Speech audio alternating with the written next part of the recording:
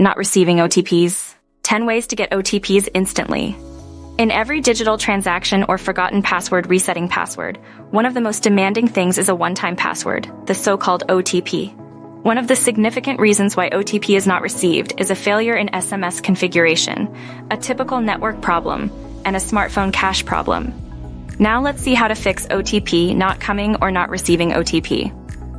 1. Clear the cache of the messaging app. 2. Check the connection, then fix it. 3.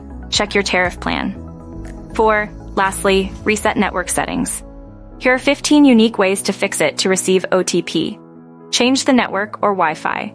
Restart your device, clear phone memory, check spam folders, contact service provider, verify DND, try a different browser, update your phone software, check time and date, check SIM card, disable call forwarding, contact customer support, try a different OTP method, use a different device.